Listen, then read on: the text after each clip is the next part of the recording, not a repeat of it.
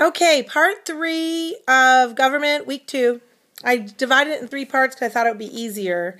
All right, one of the things that we learned in our book was U.S. versus Nixon, which I talked about in the first video. Presidents do not have unlimited immunity. Nixon, obviously, the whole Watergate scandal, and he resigned. He really resigned in disgrace. Everybody remembers him saying, "I'm not a crook." Anyway, so that's U.S. versus Nixon. And then U.S. versus Belmont means executive agreements are treated as the law of the land. So those are the two that I really want you to know this week. U.S. versus Nixon, U.S. versus Belmont. You read it in your reading stuff. U.S. versus Nixon is presidents do not have unlimited immunity. U.S. versus Belmont means executive agreements are treated as law of the land. So, anyway, just so you know those two. All right, if you have an impeachment, if a president is, let's say he's conspired, he's given some secrets to China, or he's done something he's not supposed to do, then the House of Representatives is the one that brings charges. So who's in charge of that? John Boehner's in charge of the House of Representatives. So they would bring the charges. I mean, he, just presides over it. They would bring the charges. Then it would go to the Senate. The Senate actually would try the president for the crimes, and who would stand over it is the Chief Justice of the Supreme Court. So you really have all the branches working there. So the Supreme Court Justice, in our case would be Justice John Roberts, would preside over the trial in the Senate, okay? If it's a presidential impeachment only, this is just only for impeachment. Otherwise, if a crime is committed in Texas, people are tried in Texas first, okay? Whether it's in federal court or district court or whatever. If you've done a crime in Rhode Island and you move to Texas, we send you back to Rhode Island and you're tried in Rhode Island, unless you've done it in Texas also. And then some states have where we can kill you. We all know that Texas does that, okay, if you do something wrong. So Texas, and I'm not sure what states don't. Maybe Rhode Island doesn't. It's more of a liberal state. So let's say Rhode Island didn't have the death penalty and Texas did, and you commit crimes in both places, a lot of times the person committing the crime will want to be, they call it extradited or sent extradited to that other state because they don't have the death penalty like we do, okay?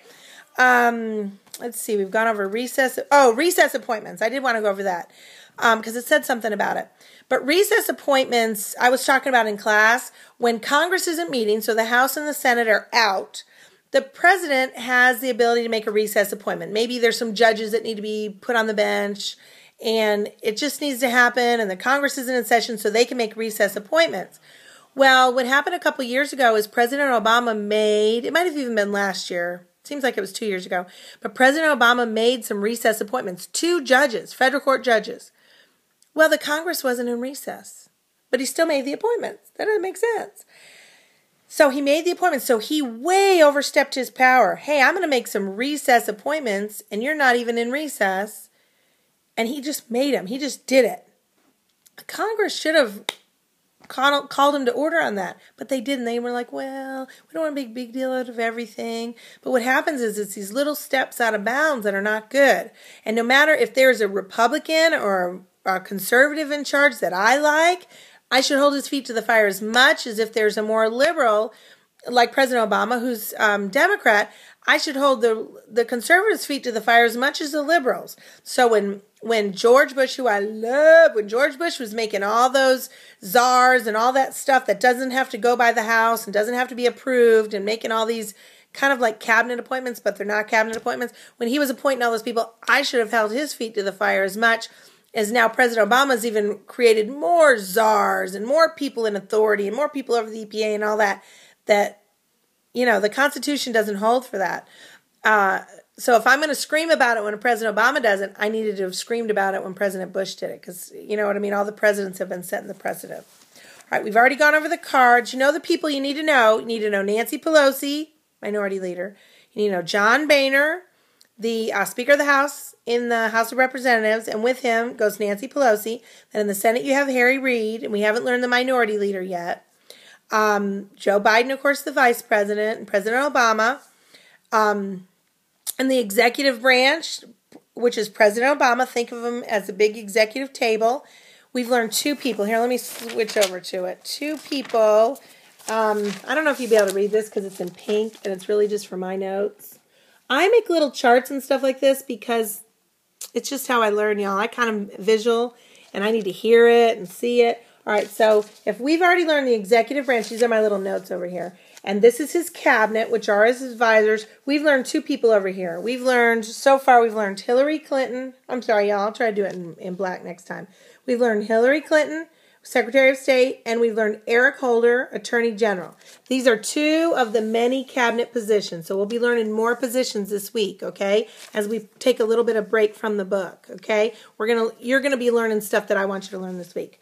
All right, so that's what we've learned in the executive branch. So far we know the president, the vice president, we know Hillary Clinton, we know Eric Holder, and then we know some of the cabinet positions. All right, so that's just kind of how I picture it in my mind. Seems like I wanted to tell y'all something about that, but I can't think of it. All right, the Constitution does not really set out for a cabinet, but it says the president has advisors, and it shows you in the book, I think it's like page 93 or something, where President George Washington only had, I think there was 5 people total, including him and the vice president. So he didn't have many advisors, and it's just grown and grown and grown and grown as we need. But you need advisors around you. It's like running a big company. You need people around you who go and do everything and then come to you and you tell them what to do and they go, because you can't do everything, okay? Let's see, pardons, we already went over that one time. Pardons is legal forgiveness, and the president has the authority to grant pardons except in case of, that's right, all right, except in cases of impeachment. I knew y'all know that, which is for high crimes and misdemeanors. Succession of the presidency goes president, of course, vice president, Speaker of the House, which is John Boehner. And then it goes President Pro Tem, which means temporary president in the Senate, which is Harry Reid, because the vice president's really president of the Senate. And then it goes cabinet positions, starting with the first one that was created on down. Now, I read somewhere that the first one was like Secretary of Agriculture, but then in our book, it looks like that wasn't created first. So that would be a great little bonus if anybody wants to look up, online, which is the ones that would go first in the order of succession. So, but it goes with the cabinet positions. And when the president gives a State of the Union address, always one of the people in line of succession doesn't go, just in case, get bombed or something would happen, so they could step in and take over. All right. I think that's all for the executive branch that I have. We learned 2 other people on the in the judicial branch this week. I know. I just did these notes for me, and I'm sorry you have to look at them. But in the judicial branch, there's 9 justices. Remember, I told you it's really in one straight line, and they're looking at the 10 the 10 Commandments on the back doors. And we've learned 3 people so far of the justices, okay? We've learned John Roberts, who's the Chief Justice. This week we've learned about Clarence Thomas, who I said was a black conservative, so they crucified him. And with him, you kind of need to know the name Anita Hill, because she was involved in all these hearings for confirmation. And he did get confirmed, but he has this scar on him. People think John Roberts, Anita Hill. And it's so sad, because that's what we do to our leaders, and especially if they're conservative. So we have him. And then I want you to learn the name Anthony Scalia. I've seen his name spelled several different ways, so I need to look it up. But I most recently 2 times have seen it Antonin, but it's pronounced Anthony, but it has an N on the back, so the end is silent. So I need to look that up, because I've seen it with 2 N's and 1 N. But Anthony Scalia, he's also conservative. And there was an article written about him just this week, because he said the Constitution isn't a living Constitution, because the liberals want you to believe that we'll just change with the times, the Constitution. He goes, no, it's dead. And then he goes, it's dead, dead, dead. And they were just, boy, were they railing on him for that. But it is dead. It's a dead document. We're supposed to go by it. It doesn't change. I mean, it changes with equal rights and all that kind of stuff. Look, most of the states wanted to do away with slavery when we wrote the Constitution, but they just couldn't get it passed with all the states, because it was one of the reasons in the Declaration of Independence why we challenged the king, because we were so mad, because we would pass laws against slavery in the northern states especially, and then the king would veto it. Okay, so we, always fought against that. All right, so that's judicial. Legislative, I don't think we learned anybody new this week. So we got the Senate and the House, and I don't think we learned anybody new. I think that's all I had for what we need to know for this week. So we're learning about the executive branch, last week, and we should know that. Now this week, coming up in your homework, you're learning about the judicial branch, so that'll be exciting. We'll have cases and all that kind of stuff. So I hope y'all have a great week. See you later. Bye.